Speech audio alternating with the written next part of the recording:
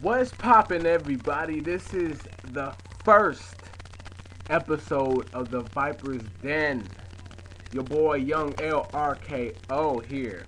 Y'all can call me Young L, but my real name is Lewis for those who didn't know. Let's get into it with the first episode now. A lot of people have been wondering when was I ever gonna make a Viper's the first episode. See, I had another account, but YouTube kept fucking up the videos, so I couldn't put them up. So hopefully this video goes through and I'll be able to put the show up. Anyways, let's get into it. The Viper's Den, episode 1. Now, I was watching Raw last night. Raw was pretty good. It seems to me that WWE has been getting better, has been getting pretty much better from what it used to be. And that's a very good thing.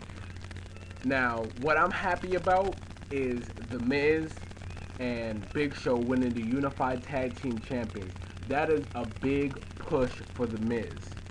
Big Show, yeah, he's just there, but Big Show is just there just to be there.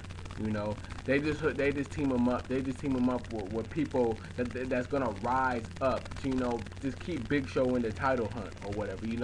But I'm very happy that The Miz and Big Show are the champions. I wanted the Straight Edge Society to be champions. I think it would be good for them to be champions. Unless if they got in store for the Straight Edge Society to wait till Joey Mercury comes and then be Unified Tag Team Champions. But that's either way is pretty good. I'm spotting out Shawn Michaels' heel change. I've been waiting for it. Either Triple H or Shawn Michaels to go heel on the other. And it's pretty good to see that Shawn Michaels is going heel because you cannot put Triple H heel.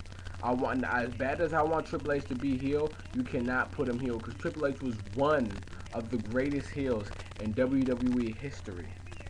And the way Triple H was, he made you hate him so bad.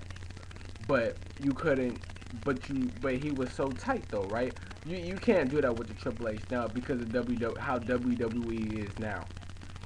It's so kiddish to the point where if Triple H goes heel, he won't be as good as everybody expects him to be. So they're taking Shawn Michaels and putting him heel. Now, I hope that it's not either John Cena or Batista at WrestleMania or Shawn Michaels versus Batista at WrestleMania. I do not fucking want to see Batista even at WrestleMania. The man, Batista fucking sucks, okay? Now, I'm not saying that because he's a heel. I'm saying that because he is a bad heel. I like the heels. Notice how I like mostly all the heels. If you look on my page, I like mostly all the good heels, right? Batista is a horrible heel. The only good thing about Batista is the spotlight. That's it. Batista, he can't wrestle. His mic skills are horrible. He needs to stop talking and start beating the hell out of people. That's the old Batista. That was the old Batista. That was the Batista that people used to like. Now this Batista, he fucking sucks. Who loses to Rey Mysterio? I'm sorry. Who loses to Rey Mysterio? And then walks out on a championship match to get in the Elimination Chamber. Why? I don't know. That's the good thing about WWE, what they're doing, because they're making you guess what they're gonna do. Another thing that I'm liking right now is the legacy storyline. I'm not mad at the fact that Orton, won but doesn't have the championship from the Royal Rumble. I'm not mad at that because I already knew Sheamus was gonna win. It was predictable. I knew that Legacy was gonna somehow fuck this up for Orton. So I'm not mad about that. I like Sheamus. Sheamus, he's real. I like Sheamus a lot. I think I have him on my list. I'm not sure, but I like Sheamus a lot. I like what they're doing with him. A lot of people didn't believe Sheamus should be WWE champion, but now I'm starting to believe that he could really carry it.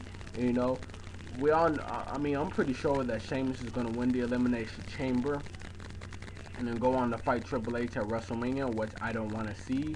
But hey, that's how WWE works.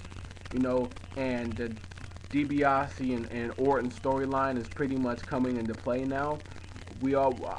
I'm predicting, and I'm pretty much telling everybody that DiBiase is going to eliminate Orton at the elimination chamber, which is going to spark the feud. And then I also wonder what the hell is going to happen with Cody Rhodes after Legacy breaks up.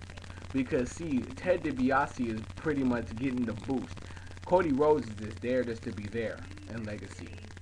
You know, I wonder what's going to happen with him. Is he going to turn face? You know, what's going to happen? Because you already see that they're not going to be, by the end of WrestleMania, they're not going to be a Legacy no more. You know, what else has been going on in WWE? You know, I like the Straight Edge Society. I think that the CM Punk, you know, I want CM Punk to be in a I want, you know what I want this to happen? I want to happen. CM Punk becomes champion, world champion. Joey Mercury and Luke Gallows become unified tag team champions. And Serena becomes the Divas champion. That shit would be tight right there. They need to do that. They really do need to do it. Think about it. You know, they carry the gold.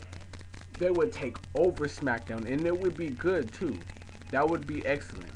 Now, you know how WWE wants to fuck up a lot of shit, but you know, just think about it. If the Straight Edge Society was all champions, wouldn't that be tight? A lot of people might not like it, but then again, you know, it would just be good to, you know, bring all the titles together. Because when's the last time you seen a stable with you know, all the titles? You haven't seen that in a long time. I haven't even seen 3 titles on somebody before. The Miz is the most titles that I've seen on one person in a long time. Two tag team titles and the United States title. The Miz is on a motherfucking roll right now. Now, what the hell are they doing with Jack Swagger? Why is Jack Swagger getting treated like Santino right now? Jack Swagger is one of the most talented wrestlers on the WWE roster right now. Just like Dolph Ziggler, just like Shelton Benjamin. This guy straight dropped. Where is MVP at? I don't like MVP, but what the hell happened to him? You know, what happened with this Miz and MVP storyline? That shit, it was so good. It was one of the best rivalries that they've had on Raw in a long time. And right after the Miz beat him, it just completely just dropped. Now he's a unified tag team champion, and MVP is nowhere to be found. I want to know what happened to MVP. I don't like him, but what happened? You know, is he finally tired? Was that little snap that he did at the Royal Rumble, was that him turning heel? Who knows? What else?